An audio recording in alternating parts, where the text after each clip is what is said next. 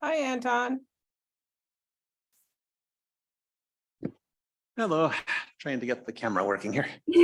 It's working. There it is. Looks like it is now.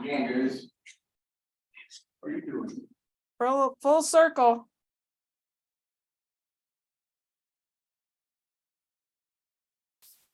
All right, it seems to have decided that it found the right position. That's good.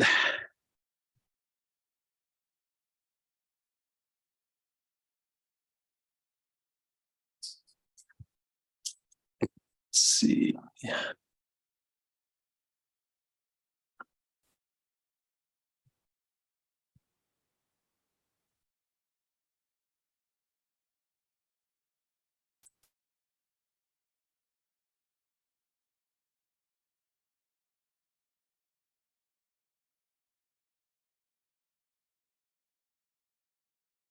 It's not have the attachments with it, does it?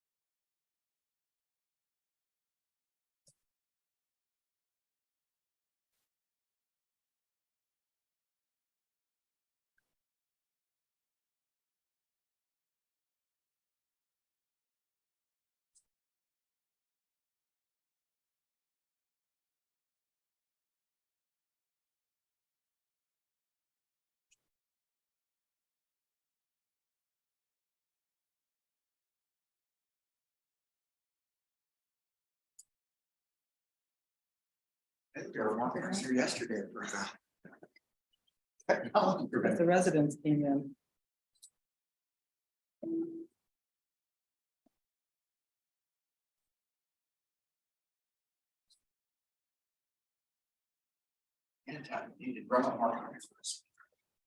Yes.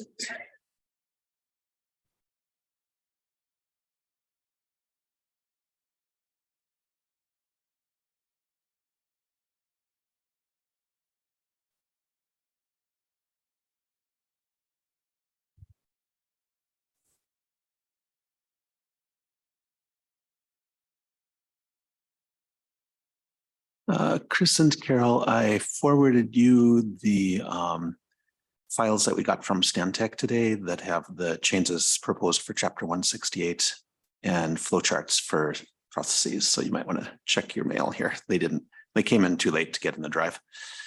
Oh, thanks. you just sent them. Yeah, I just see them. Yep. Yep.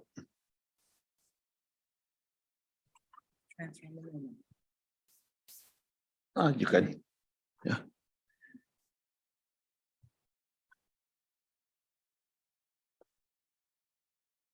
And Terry will get them into the drive too. That might take a little while. Right.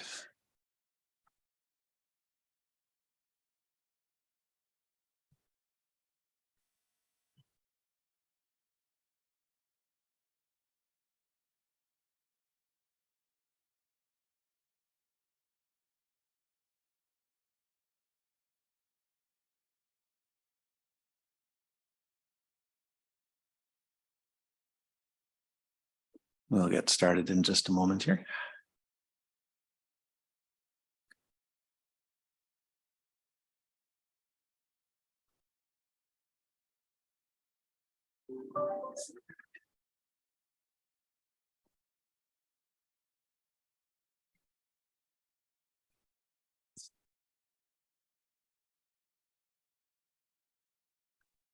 Okay, so I've got a couple people on Zoom in the room here who can keep an eye out. We've got, all right, I think we're in good enough shape here to get started. I will call the meeting to order.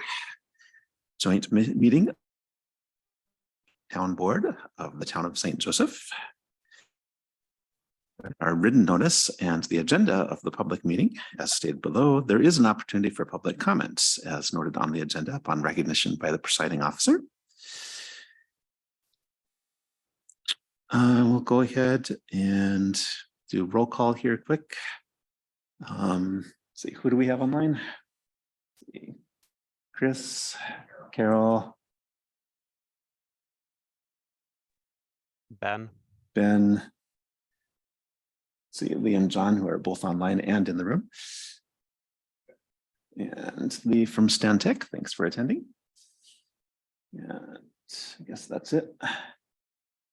That is really annoying that that default speaker message keeps appearing on the Zoom there.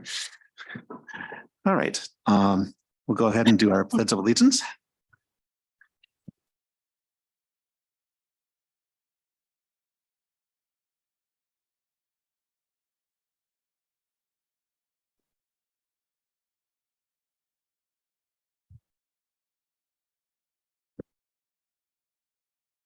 I will take a motion to adopt the agenda. So moved. Carol Lanker. Is there a second by John? All right. Looks like a pretty short agenda. So we'll go ahead with that. Approval of prior meeting minutes, which were in the drive. Yep, they are.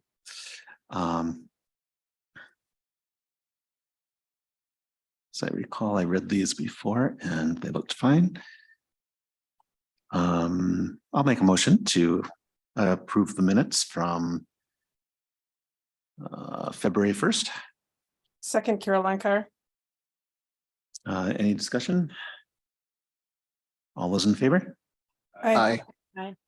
Minutes are approved. Great. Public comment. Is there anyone who would like to speak to something that is not on the agenda?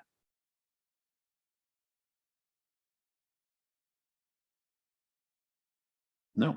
All right. Then we can move on to chapter 168, changes recommended by town engineer. For anyone who joined late on the commission, we got that a little bit late to get it into the Google Drive. Might be there now. We get it right now. But I also emailed it to those of you that I had email addresses for, which I think is everybody who's online. Let's see. Lee, did you want to speak to the recommended changes? Sure. Thank you, Mr. Chair and members of the commission. Can you hear me? Yes, we can. Excellent. So we had a discussion at the last meeting about some of the proposed changes to 168, in particular in regards to having pre-application meetings and some of the processes that we have for, subdivisions and conditional use permits and whatnot. And so one of the things that came out of that meeting is that it would be helpful for the commission and ultimately the board to kind of see a flow chart of how these processes work and how these pre-application meetings would be applied to the process. And so we did go ahead and put those flow charts together. And, based on going through the flow charts and kind of thinking about the process, we did make some minor adjustments to the original comments we had on 168 to match these flow charts, basically. So I'm wondering if you would like me to just speak for maybe a minute about each of the charts. Is that something that would be helpful? I think so. Okay, let me figure out how to share my screen here. It says host is disabled the participant screen sharing. So I can either just talk about it if you have it in front of you. Hold or... on. Hold on and I will see if I can change that. Okay.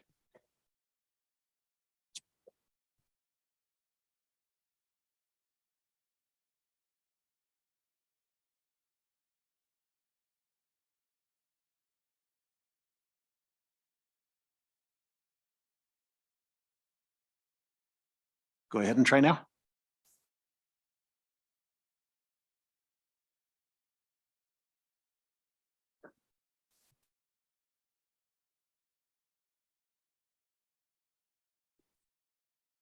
All right. right, let me know if you can see.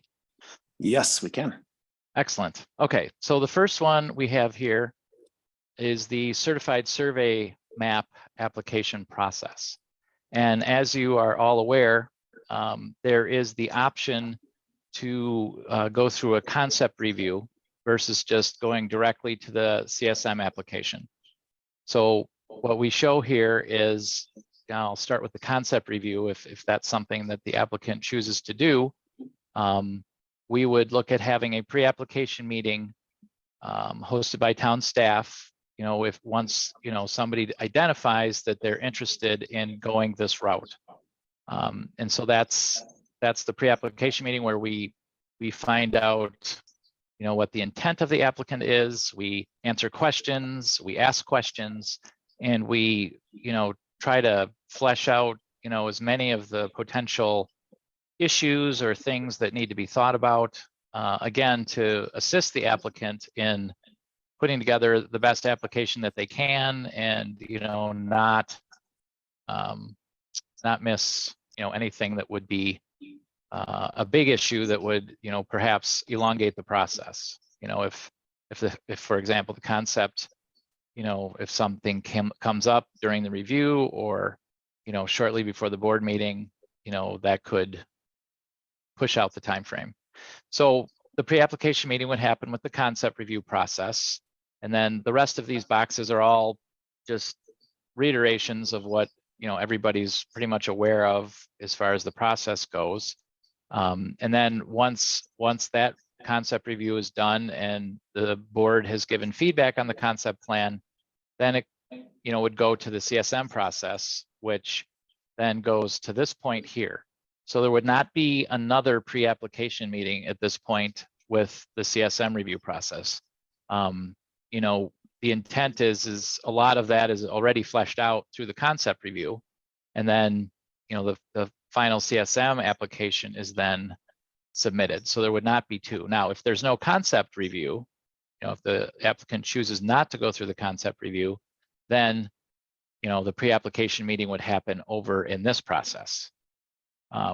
So based on, you know, the current wording of 168, which says that a concept review needs to go through the same process as the, you know, concept preliminary, you know, concept process for a plat, you know, this pre-application meeting under concept review process is not an additional meeting. You know, that's already in 168. So this one, this CSM review process is one of the meetings we would talk about that would theoretically be added to this process. So again, the flow chart, most of this flow chart is just basically reiterating the process that we're all familiar with.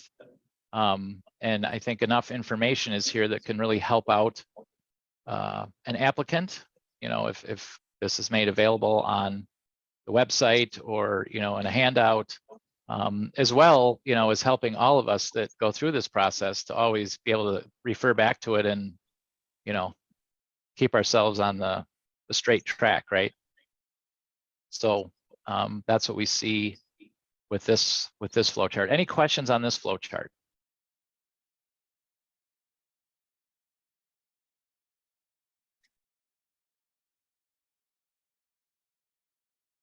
Okay, not hearing Nope. any. I will move to the next one.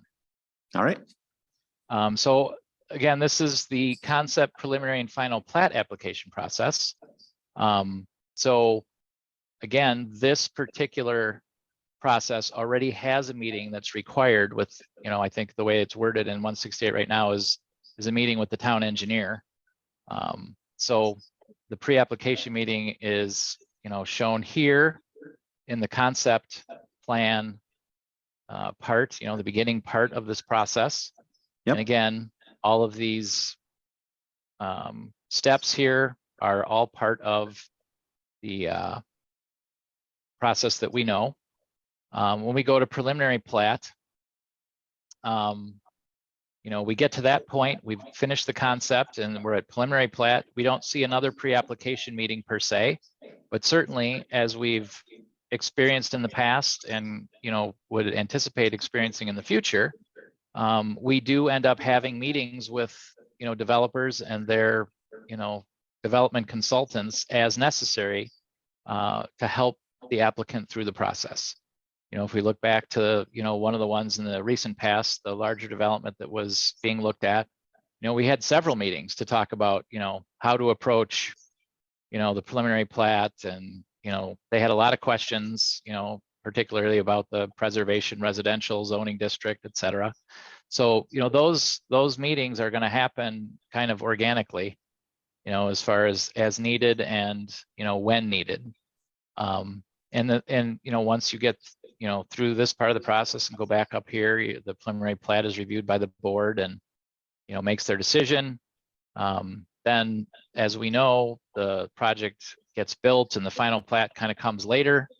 Again, we do not anticipate the requirement of pre-application meeting for final plat. However, as we go along through the project process, things come up, and when final plat comes along, there may be items that need to be addressed on the final plat or taken into account, or a variety of other possibilities. And so again, staff would coordinate with the developer of this plat and meet as needed to discuss and coordinate and assist the developer in getting this final plat through. So again, all of these boxes are, the process that we all know. The pre-application meeting is already part of this process. It's called something slightly different. It's called the meeting with the town engineer, but so that's this process here. So any questions on this one? No. Okay. So now we go to the sorry. Hold on. I don't have a question as much as a comment. Is first of all, thanks. This is very helpful. I don't know that all of us knew all the details of the process. So I find this really helpful. And I think from what I'm seeing so far, it's answering all the questions that I had from the textual version that didn't lay it out in. I couldn't paint this picture in my head reading the text. And that's totally understood, because it's hard. This is a painted picture, like you say. So totally understand that. And I don't remember which gentleman suggested this, but that was a very good suggestion. So. All right, so on Quick to. question. Oh, go ahead.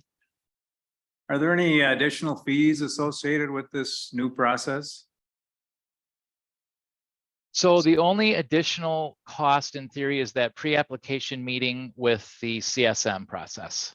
So the concept for the CSM already has one. This process already has one, and the CUP already has one. So the only really new one is the one with the CSM application. But I'll give you an example of something in a minute where, it's pretty clear that that meeting is valuable and saves money and efficiency and time later. So. Okay, thanks. So if we move to the conditional use permit application process, again, this is already in the code to have this. In fact, we had a pre-application meeting this morning with a CUP, potential CUP applicant. And, what happens in those meetings is, Amanda Schaefer, the planner, leads that meeting. She goes through the process with the applicant. We talk about the various parts of the application. Now, this particular applicant had already done a lot of work on the application, prior to our pre-application meeting here, which is fine. But, in the discussion, as we were talking about what this individual was looking to do, towards the end of the discussion, it actually became apparent that there was another part of what he wanted to do that wasn't really, discussed in the application. It wasn't shown in the figures that he was providing. And it's definitely a feature, I guess would be the right word, a feature of what he wants to do that would definitely need to be reviewed and definitely need to be known by the planning commission and the board. So, just an example of, the fact that we were able to flesh out and identify something that wasn't on the mind of the applicant that he intended to do, but he thought it was, I don't know if he just didn't think of it at the time as he was putting the application together, if he thought about it after he did it. But certainly something that if that came up later would have extended the time frame for, his process, if it hadn't come up, in the right time frame. So and this applicant was extremely grateful for being able to thoroughly go through the process. So now he knows exactly what he needs to do, and and there's no mystery to the process for the applicant. So just an interesting thing that happened this morning. So, and certainly there are folks and consultants that help with these developments that know the town well, and those meetings will be very quick and efficient. And but there's also going to be times when that is not the case, where people are new to the town, or they're kind of doing this on their own. That it's just very, very helpful.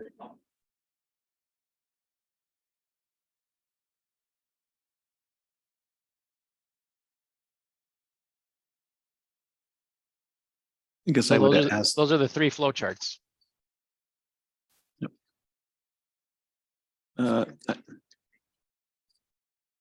I would just wonder, for those very quick meetings, roughly how much billable time would you expect to be charged back to the applicant for those persons who are already very familiar? I think I would anticipate that those quick meetings would be, probably half an hour Okay. the most, which, equals 1 hour of billable time, from Amanda and myself.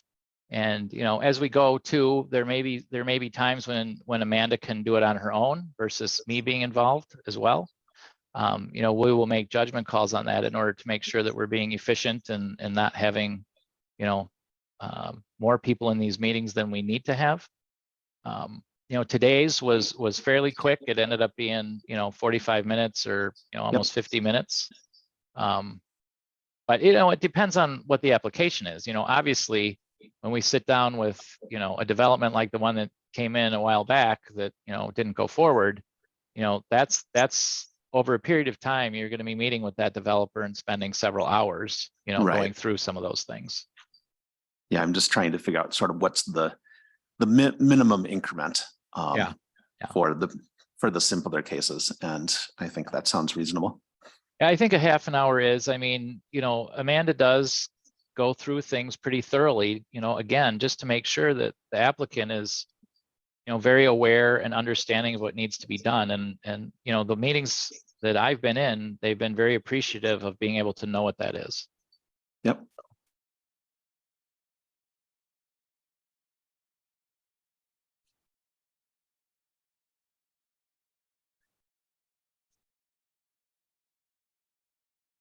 Let's see, any other questions for Lee on the flowcharts?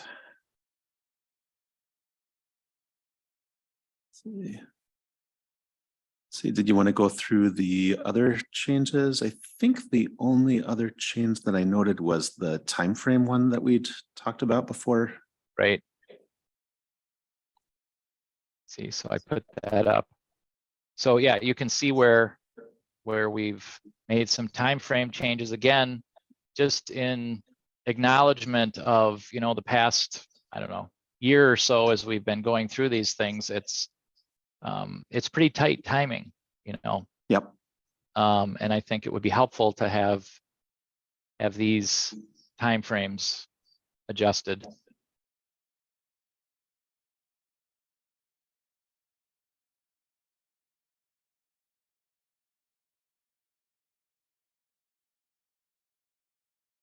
I'm personally comfortable with that. Anyone have any comments on the timeframe changes?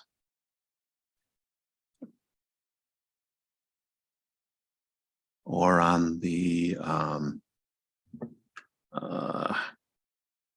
application meeting? It seems reasonable to me.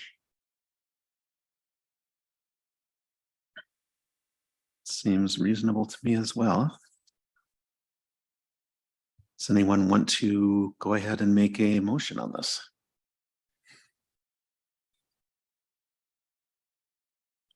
So would we?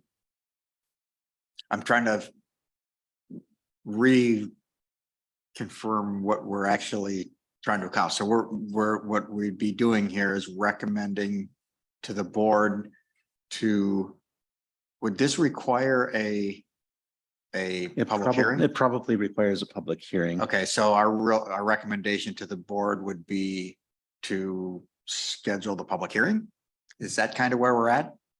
I'm trying to figure out what the actual. Yes, I think so. I think we could recommend to the board that they convene a public hearing for the purpose of determining whether to accept these changes. Okay, I'll take a shot at a motion. I'd like to make a motion to recommend to the board to accept the changes to chapter 168 as recommended by the town engineer and schedule a public hearing to proceed.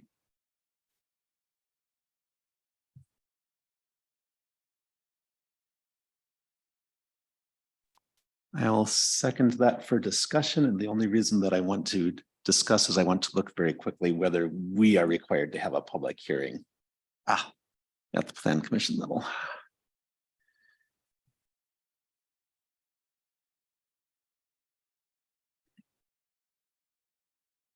While you look, Anton, I'll just say thanks to Lee for putting that flow chart together because it's really helpful to just see our process laid out versus reading it in the narrative. So thank you much. You know, Just- and that brings up a question. I think those flow charts should be included somehow. So should they be added as an appendix or? Because I think they're valuable to us. I think they'd be valuable to anybody that hasn't been through this process 100 times. I have a thought on that, if I may speak. Absolutely. I would not include a flow chart like that in the ordinance. There may be times when you want to make minor tweaks to that flow chart that, don't change, what the meaning of, 168 has in it. I think it absolutely makes sense to have those on the website in the same place where people can download or whatever with the applications. Yeah, and actually you answered the next question. Maybe they should be attached to the application. I just want to make sure that the people that could most benefit from them actually find them. And I totally understand and agree with not making part of the ordinance. But would it make sense to make it as an attachment or an addendum to the application? I think that's a great idea. And I don't think we need to do any specific motion for that. I think that's just something that we can do. But we'll wait till Anton Yeah, sorry. can. While we're waiting for Anton, I just want to say one thing about what Chris said. The lion's share of the work on the flowcharts was done by Amanda. So I want to make sure that we give credit where credit is due. Pass So, that on, please, Lee. Thank you. Yes, She's a detailed one in a good yes, way. she is. Yes, she is. She could be an engineer, maybe.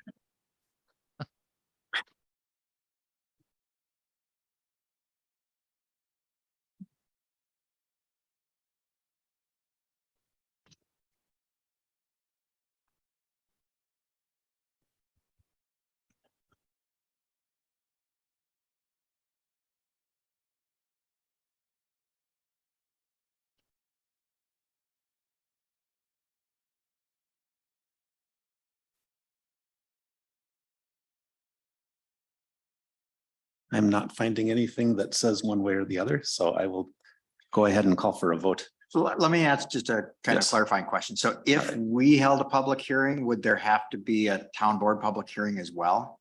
I Or believe that's the way that it's worked for the zoning ordinance. that's what I thought. So that seems like 2 public hearings for this might be excessive if it's not specifically required. So, okay. Yep.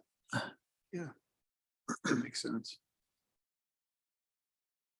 So I will call for a vote on the motion on the table, which is to recommend to the town board to hold a public hearing for the purpose of receiving input to proceed with the changes to chapter 168.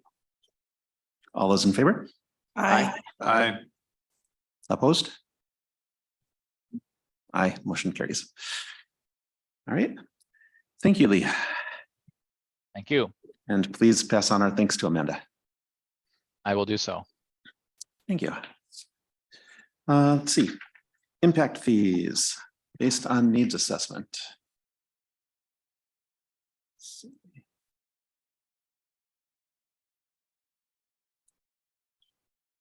So is the only needs assessment we have is the needs assessment trails? Is that? That's the only thing that I have seen. I believe that's the only current needs assessment that's outstanding, that we don't have anything from Public Works. So my question is, I read the needs assessment, but I have no idea how to translate that into any kind of fees. Yeah, I was going to say that this needs assessment seems to basically say there are recommendations here in terms of what trails we should consider, but there's nothing here in terms of translating that into money.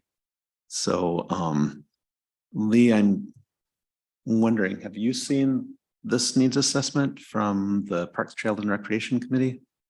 So- And what would the next steps be? Yeah, so Mr. Chair, my understanding is where we're at with this is the board referred this topic to the Parks, Trails and Rec Committee to recommend which segments should be included in the needs assessment. And Yep. so the document from Janet, which basically describes those links. Mhm. Again, my understanding is for that was going to the Plan Commission for, confirmation or, concurrence. And once we have concurrence from the Plan Commission, then, that goes back to the board, and Anton, you'd report back, Yep. for say, if there's concurrence. And then the board would, let us go ahead and update the costs of those segments, so that we Okay. could then finalize the draft needs assessment. So That sounds good. those costs have not really been identified. I mean, the previous, bike and ped plan had cost estimates in there for, in particular, segment 1A, but the other one has now been changed. The alignment is changed. Right.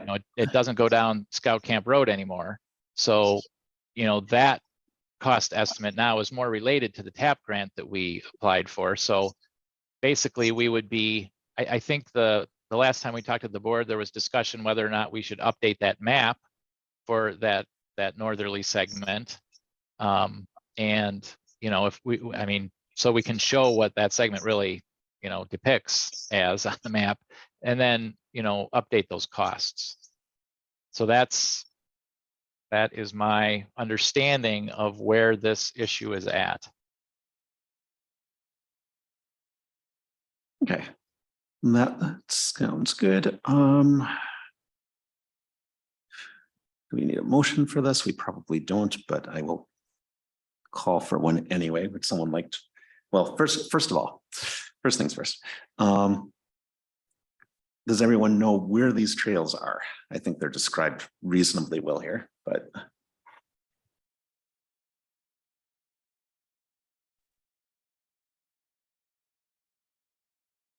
4A connects the trail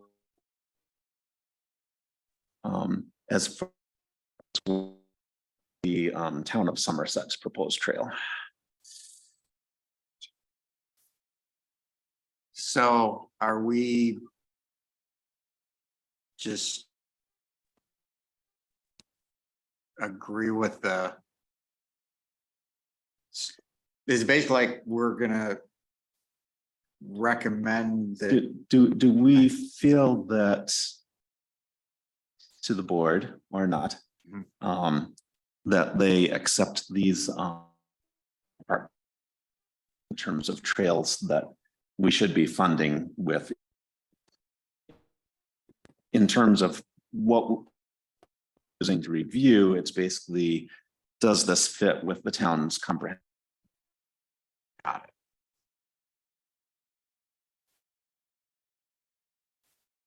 it. Which, let's see, probably comes down to,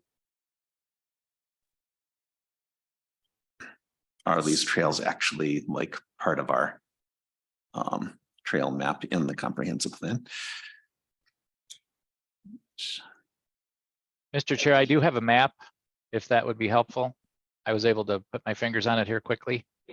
Okay, yeah, that might be. I'd like to see it. I've got. an I'd like old to see a map. but- I didn't have that ready, but now I do, so. Okay, Oh. I So this remember isn't, seeing that. yeah, so this isn't exact, I mean, I will explain which segments we're talking about. So the segment 4A, which is what, you know, is shown on this map from previous, you know, part of this has already been built. So when we redid this road, we included the on-road bike lanes. So part of this is done. This, you know, the part of 4A that isn't done is the piece then that goes the way Anton you described, you know, basically starting somewhere in the vicinity there of Creasel Farm Road and then going up the right of way along the highway there and then up 23rd Street. So that is the first segment that we're talking about. The second one, 1A, is down here on River Road. And, you know, ignore this green highlight. 1A is really starting, you know, in this area and ends over here. And then once you get, actually, I can kind of do one of these so you can kind of see better. So once you get to this point, you know, it's a shared town DNR trail potentially. But 1A is this segment right here. So those are the two that are being recommended for funding through impact fees. And those were on the high priority list when this bike and ped plan were put together. You know, these were part of, you know, that high priority set of segments. and looking at the 2016 comprehensive plan map, it looks like 1A was in the high priority.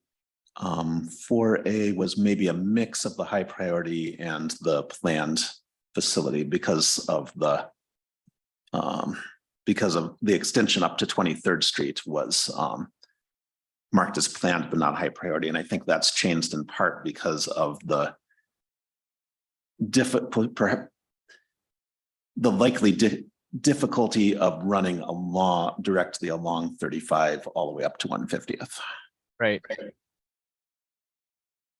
And, you know, Scout Camp Road has been thrown out.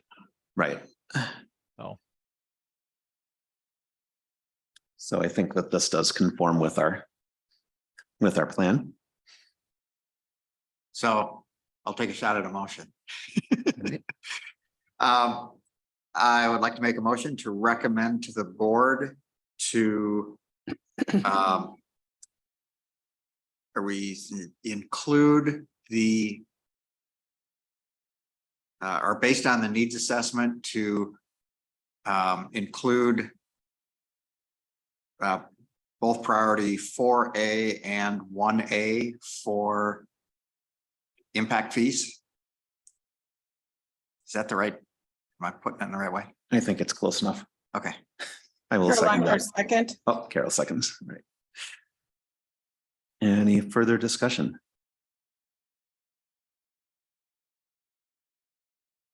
All those in favor? Aye. Opposed? Aye, motion carries. I gotta say, Lee, your pictures are really winning tonight. Well, we like it when that happens, you know, sometimes it's more challenging than that, so. They're a lot of work to make, so I appreciate it. We all appreciate them, yes. All right.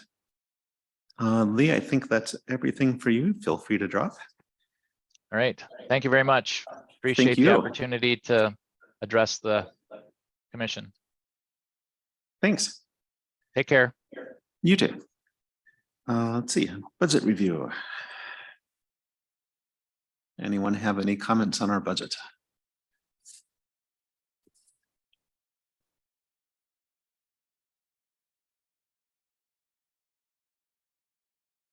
Would say we're about 2 months into the year and we seem to be about almost a third of the way through our engineer planner reimbursable estimate, but it's reimbursable, so it doesn't really matter.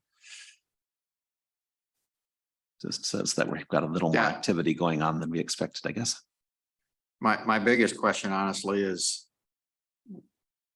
we're at 0 for zoning.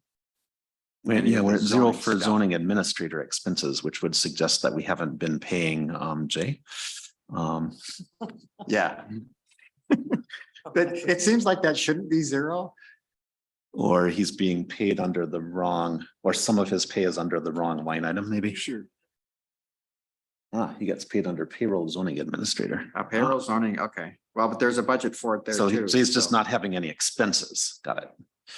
He hasn't turned in his mileage numbers or something. Oh, got it. All right. Thank you, Terry, for clarifying that. So far, everything just seems to be trotting along. Yep. And let's see, ordinance development. 1,700 out of 5,000. I think we're doing okay there. I would assume that's the chapter 168 stuff, mostly because I don't think we've done other ordinances this calendar year that I can remember. All right. I have not heard of any updates from the county. And there's no town board members here to ask about complaints. So I think we can move on. If anyone does have questions about that, I'd suggest contacting Teresa. Recommendations to the town board. We have 2 of those, one for the chapter 168, one for the impact fees. Items for next agenda. I feel like we can not put anything on the next agenda right now. Possibly we'll wind up with impact fees coming back to us. Items for the town board agenda are 2 recommendations. I think I will take a motion to adjourn unless somebody has something else they would like to recommend for our next agenda. So moved. Is there a second? I'll second. All right. Nice short meeting. Yay. Have a good night. Thanks. Good night. Good night. Good night. Was that Carol?